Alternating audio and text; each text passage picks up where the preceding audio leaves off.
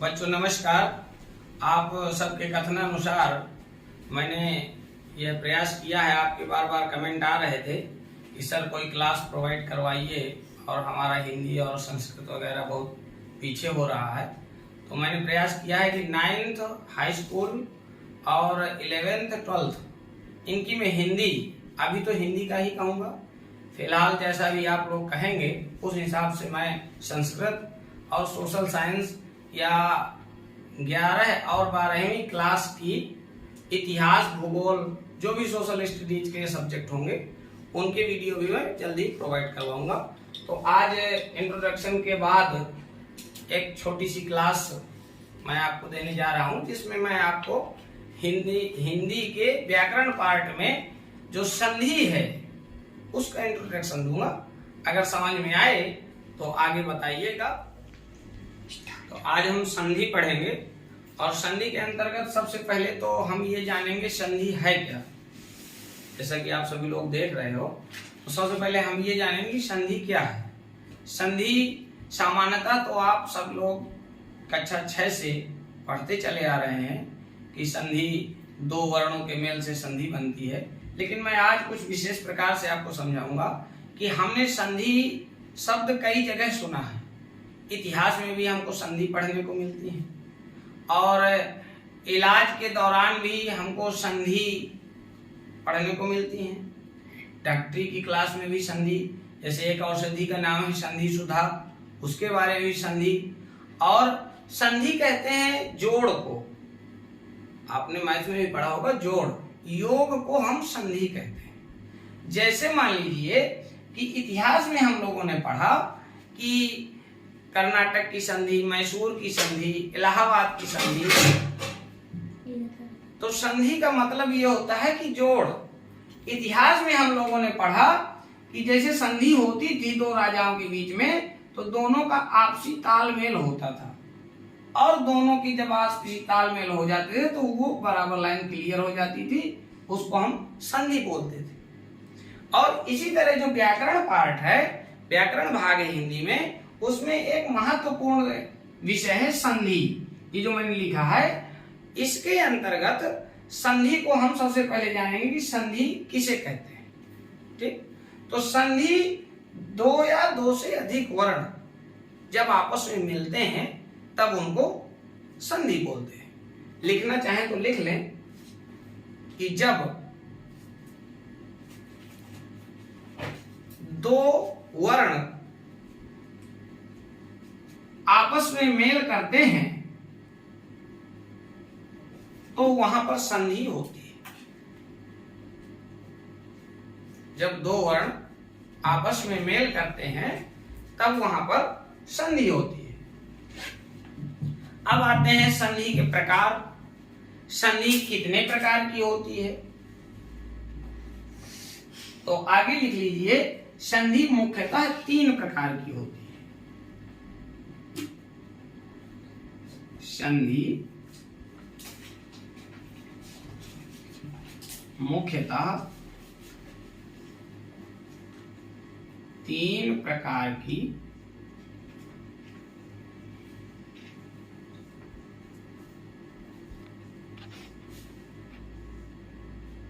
होती है। अब 3 प्रकार कौन कौन से हैं संधि के?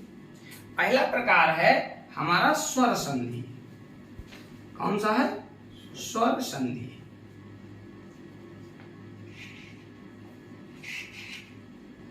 और दूसरे नंबर पर आ जाता है हमारा व्यंजन संधि। और तीसरे नंबर पर आ जाता है विसर्ग संधि।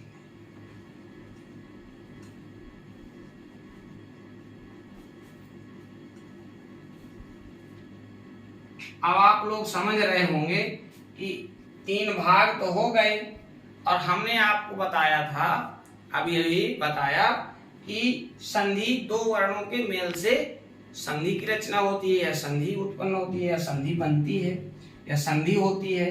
तो दो वर्ण, अब शब्द की बात तो नहीं हमने कही, इसका बृहद रूप समास हो जाता है। जब दो शब्दों का आपस में मेल होता है तब वहां समास होता है, और दो वर्णों का मेल होता है तो संधि होती है। अब वर्ण में हमने शुरू से जब से पढ़ाई स्टार्ट की है तब से हम यही पढ़ते चले आ रहे हैं। वर्ण कौन से होते हैं? छोटा, बड़ा, छोटी, बड़ी, का, खा, गा, घा। तो वर्णों के आधार पर हमने संधियों को विभक्त कर दिया। स्वर वर्ण के अंतर्गत स्वर संधि आती है, व्यंजन वर्ण के अंतर्गत कौन सी संधि आएगी? व्यंजन संधि आती है। और विसर्ग, हमने स्वर वर्ण जो पढ़े हैं, स्वर वर्ण कितने होते हैं? हिंदी में स्वर वर्ण कितने होते हैं, कोई बताएगा? 13 होते हैं कि 11 होते हैं? 13 होते हैं। अच्छा, 13 होते हैं। कौन कौन से होते हैं बताओ? हाँ बोलो बोलो। हाँ, हाँ, ई, उ,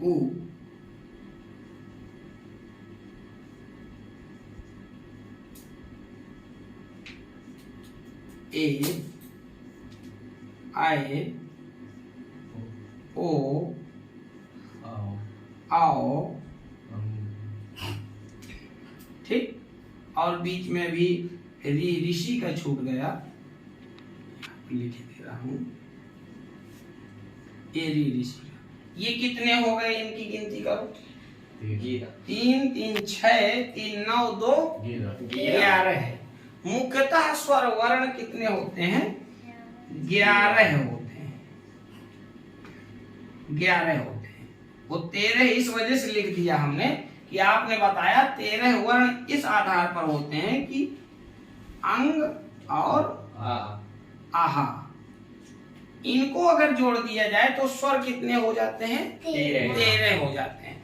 लेकिन व्याकरण में हम इनको विसर्ग के नाम से जानते हैं। किनके नाम से जानते हैं? अंग और आहा को हम लोग विसर्ग के नाम से जानते हैं। और आगे अगर व्याकरण हम बृहद रूप से व्याकरण पढ़ेंगे तो इसको हम अनुनासिक के नाम से जानते हैं और इसको हम विसर्ग के नाम से जानते हैं। ये मुख्यतः विसर्ग है, जिसको अयोगवाह भी कहते हैं। ठीक है, तो ये हो गए हमारे स्वर वर्ण। स्वर वर्ण मुख्यतः 11 होते हैं। विसर्ग हमारे 2 हो गए। कितने हो गए? 2 विसर्ग। और अगर विसर्ग को मिला दिया जाए तो 13 होते हैं। तो अब चूंकि विसर्ग संधि अलग है तो हम विसर्ग को इसमें नहीं मिला सकते हैं। स्वर संधि का भेद अलग है तो हम स्वर संधि में स्वर वर्णों को ही समाहित करेंगे। ठीक है, तो स्वर संधि की परिभाषा क्लियर हो गई। कैसे? स्वर वर्णों के मेल से जब 2 स्वर वर्ण आपस में मिलते हैं वहां पर स्वर संधि होती है। लिख सकते हो, स्वर संधि की डेफिनेशन में लिख सकते हो कि जब 2 स्वर वर्णों के मेल, तो हम स्वर संधि पढ़ा रहे थे, तो स्वर संधि 2 वर्णों के मेल से जो विकार उत्पन्न होता है उसे हम स्वर संधि कहते हैं। तो हम इसमें परिभाषा में लिखेंगे, जब 2 स्वर वर्ण, जब 2 स्वर वर्ण आपस में मेल करते हैं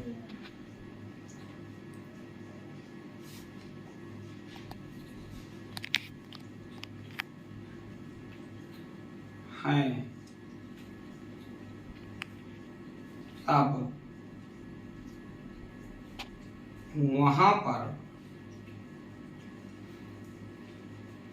स्वर संधि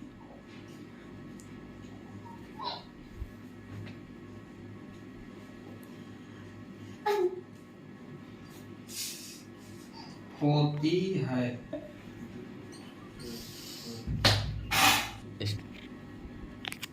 जब 2 स्वर वर्ण आपस में मेल करते हैं तब वहां पर स्वर संधि होती है। आप लोगों ने किताबों में बहुत बार पढ़ा होगा 2 स्वर वर्णों के मेल से स्वर संधि की भी उत्पत्ति होती है।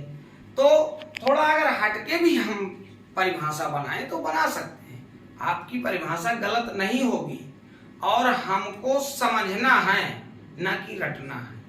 रटने से ज्ञान की वृद्धि कभी नहीं होती, ये आप लोग ध्यान रखिए। जितना आप समझ सकते हैं और समझ के आधार पर परिभाषा बनाएंगे वही परिभाषा सही होती है। तो जब दो स्वर वर्ण आपस में मेल करते हैं तब वहां पर स्वर संधि होती है। ठीक, दो स्वर वर्ण। अब स्वर वर्ण मैंने पहले बता दिए थे। अब उदाहरण लेते हैं।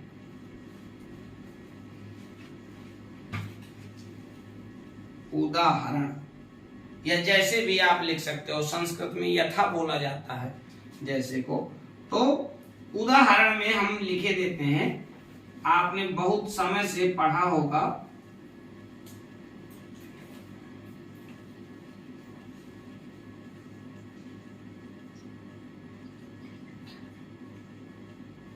विद्याधन आलय। इसका जब संधि होगी तो हो जाएगा विद्यालय।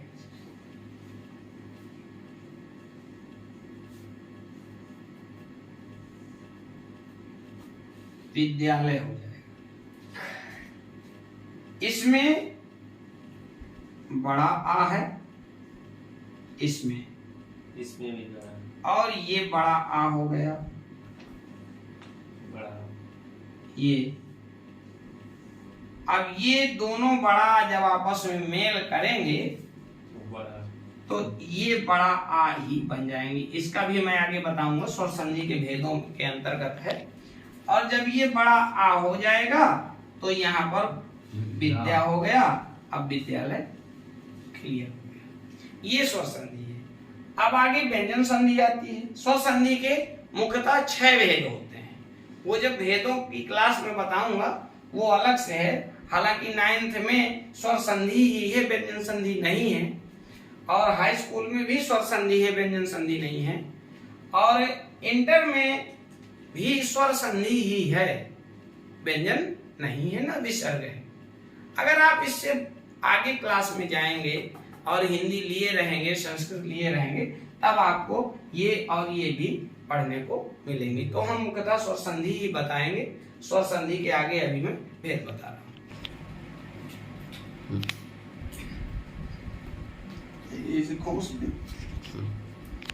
तो अभी मैंने संधि की परिभाषा बताई और इसके बाद मैंने स्वर संधि की परिभाषा बताई। चूंकि आपके सिलेबस में विषय के अंतर्गत ना 9th में, ना हाई स्कूल में, ना 11th में, ना 12th में कहीं भी स्वर संधि के अलावा नहीं है, इस वजह से मैं व्यंजन संधि और विसर्ग संधि की मौखिक परिभाषा बताए दे रहा हूँ। और आगे समय को ध्यान में रखते हुए आगे स्वर संधि की वो प्रकार बताऊंगा। ठीक, तो व्यंजन संधि की परिभाषा होती है, जैसे स्वर संधि में था स्वर वर्णों के मेल से, तो इसमें व्यंजन वर्ण ही नहीं आएंगे, स्वर वर्ण भी आएंगे, क्योंकि व्यंजन में स्वर जुड़ा ही होता है। ये ध्यान दीजिएगा। ठीक है, जब तक व्यंजन में स्वर नहीं होगा तब तक व्यंजन आधा होता है। कितना होता है? आधा होता है। ठीक है, तो जैसे हम व्यंजन, ये है ना व्यंजन, ये व्यंजन है जी। और इसको इस तरह अगर हम लिख रहे हैं तो निश्चित रूप से इसमें छोटा आ की मात्रा लगी हुई है। अगर हम इसको इस तरह लिख रहे हैं तो समझ में ही आ रहा है कि बड़ा आ की मात्रा लगी हुई है। ठीक है जी। और अगर हम इसको स्वर रहित करना चाहते हैं, केवल व्यंजन लिखना चाहते हैं, तो इस तरह का चिन्ह लगा देंगे, इसको हलंत बोलते हैं। तो ये व्यंजन रहित वर्ण, स्वर रहित वर्ण हो गया। ठीक है जी। तो अब चूंकि हम व्यंजन संधि बता रहे हैं आपको, व्यंजन संधि की परिभाषा, तो उसमें स्वर और व्यंजन, जब किसी स्वर या व्यंजन वर्ण का मेल हो आपस में, वहां पर व्यंजन संधि होती है। स्वर संधि में व्यंजन नहीं आता है, लेकिन व्यंजन संधि में स्वर वर्ण आएगा। ठीक है जी। और विसर्ग संधि, जब स्वर वर्ण और व्यंजन या विसर्ग वर्ण आपस में मेल करते हैं, तब वहां पर विसर्ग संधि होती है। एक तरफ तो विसर्ग ही होगा, ठीक है, और एक तरफ प्लस में स्वर भी हो सकता है, व्यंजन भी हो सकता है, ठीक है जी। ठीक। तो स्वर संधि की मैंने परिभाषा बता दी, व्यंजन संधि की परिभाषा बता दी और विसर्ग संधि की सब परिभाषा बता दी। अब हम आते हैं स्वर संधि के कितने भेद होते हैं। लिखिए, स्वर संधि के भेद।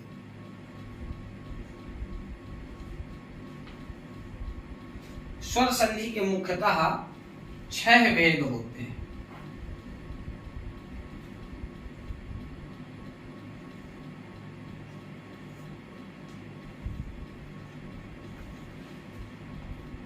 पहले नंबर पर आता है दीर्घ स्वर संधि,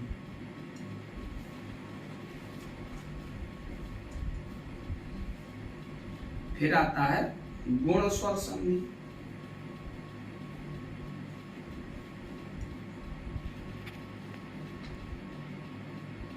फिर वृद्धि स्वर संधि,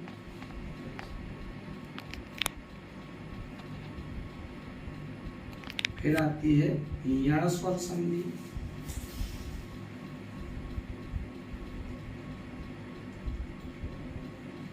फिर आती है आयादी स्वर संधि,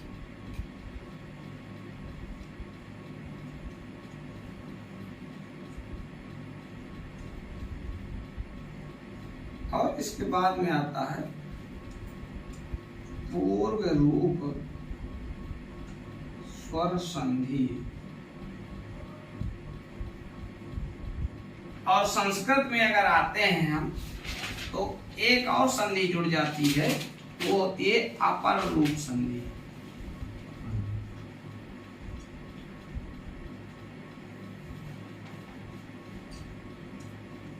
तो हम लोग मुख्यतः ये 6 भेद ही पढ़ते हैं। ये कहीं कहीं पढ़ने को मिलता है, हो सकता है इंटर के सिलेबस में एक आध उदाहरण इसके अपर रूप स्वर संधि के दे दिए गए हों, बाकी यहाँ तक ही पढ़ने को अधिकतर मिलता है, ठीक है। अब 9th में दीर्घ स्वर संधि है और गुण स्वर संधि है, और हाई स्कूल में आपकी यण स्वर संधि है और आयाती स्वर संधि है, और इंटर में क्या क्या है? 3। तो मुख्यतः हम लोग पूरी संधियां पढ़ेंगे। 9th वाले जो हैं अपने सिलेबस से मिला करके 9th की जो संधि हो गई, अगर आगे पढ़ लेंगे तो हाई स्कूल भी कवर हो जाएगा। हाई स्कूल वाले अगर ये वाली पूरी संधियां अगर पढ़ लेंगे तो उनका इंटर भी कवर हो जाएगा, 11वीं भी कवर हो जाएगी। तो हम पूरी संधियों का पूरा विश्लेषण करेंगे और पूरी संधियां पढ़ेंगे। स्वर संधि के जितने भी भेद हैं सभी संधियां हम पढ़ेंगे। सबसे पहले हम 1 नंबर पे आएंगे दीर्घ स्वर संधि, ठीक है। दीर्घ स्वर संधि की हम परिभाषा लिखेंगे।